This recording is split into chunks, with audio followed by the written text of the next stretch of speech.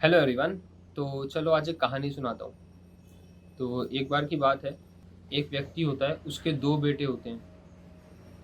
One of them was expert in study, पढ़ाई में बहुत होशियार था। और जो दूसरा वाला था वो वॉर और वेपनरी में बड़ा एक्सपर्ट था। तो एक बार वो डिसाइड करते हैं, जो पढ़ाई में एक्सपर्ट था वो किसी राजा के पास जाता है और उसे अपना ज्ञान प्रदर्शित करता है। तो राजा उससे काफ़ी खुश होता है और अपनी बेटी के लिए, मतलब राज्य की जो प्रिंसेस होती है, उसका एज अ ट्यूटर उसको हायर कर लेता है।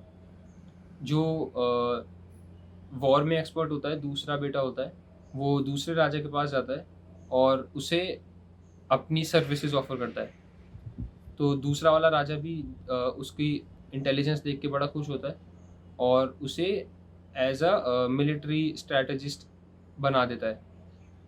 अब उन्हीं के नेबर्स जो होते हैं, उन्हीं के नेबर्स के भी दो बेटे होते हैं और वो भी सेम चीज़ों में एक्सपर्ट होते हैं। उनमें से एक पढ़ाई में बड़ा एक्सपर्ट होता है और जो सेकंड होता है वो वॉर और आर्म्स, इन सब चीज़ों में बड़ा एक्सपर्ट होता है। बट वो दे वर अ लिटिल इम्पोवरिश्ड। तो वो डिसाइड करते हैं, अपनी नेबर्स के बारे में उनको पता चलता है, तो वो भी उनको रेप्लिकेट करने की कोशिश करते हैं।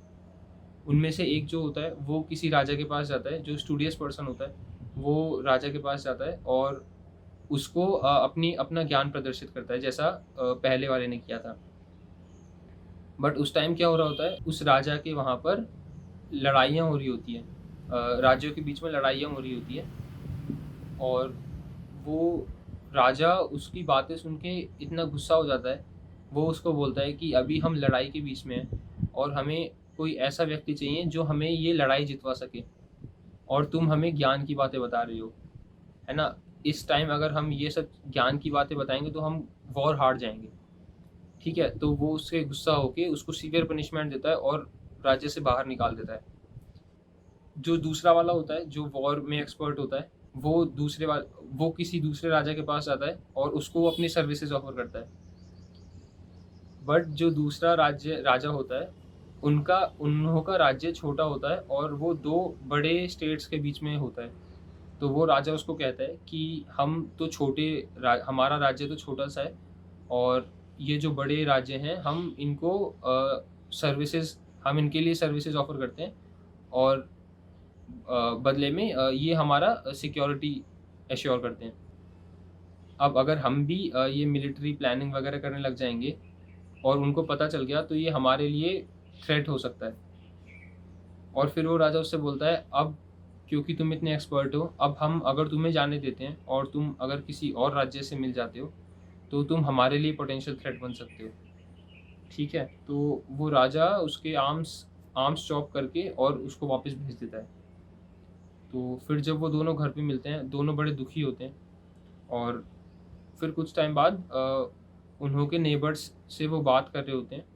तो उसके बाद उनके नेबर्स को जब ये बात पता चलती है, जो कि फ्लरिश हो रहे थे, वो उनको आके बोलते हैं कि तुम्हारे पास जो भी स्किल्स हैं, जो भी टैलेंट है, वो सब सेम हमारे पास था। बट गलती तुमने ये कर दी कि तुम्हारे जो सर्कमस्टांसेस थे, जिन सर्कमस्टांसेस पे तुम राजाओं के पास गए, वो जो टाइम था दैट वाज रॉन्ग। अब ये कहानी है बड़ी famous book the art of war में से। और उसमें जो ऑथर है वो यही बताना चाह रहे हैं कि जो भी चीज़ें, जो भी स्किल्स या जो भी टैलेंट आपके पास है, वो ऐसा नहीं है कि वो वर्थ इट नहीं है या वो यूज़फुल नहीं है। पर जो मोस्ट इम्पॉर्टेंट थिंग जो होती है वो मैटर करती है कि आप किस किस टाइम पर उसको यूज़ करते हो। जब अपॉर्चुनिटी आपके पास आती है तो उस टाइम पर आप उसको ग्रैब कर पाते हो या नहीं। कई बार होता है कि हम कुछ बात भी बोलते हैं, बट कोई एडवाइस वगैरह देते हैं, बट वो रिकॉग्नाइज़ नहीं की जाती। तो इसका मतलब ये नहीं है कि वो एडवाइस काम की नहीं थी या फिर वो बात काम की नहीं थी। हो सकता है कि वो जो सर्कमस्टेंस था, वो जो टाइम था, वो यूज़फुल नहीं था उस बात के लिए। ये कहानी मैंने बहुत पहले पढ़ी थी और उस टाइम से अभी तक बहुत बार ऐसा हुआ है कि मेरे सामने कुछ बात होती है तो मुझे कहानी याद आ जाती है। काफ़ी ऐसे मोमेंट्स आए हैं बेसिकली। तो चलो ठीक है यार, hope you liked it and learn something from it. All the best.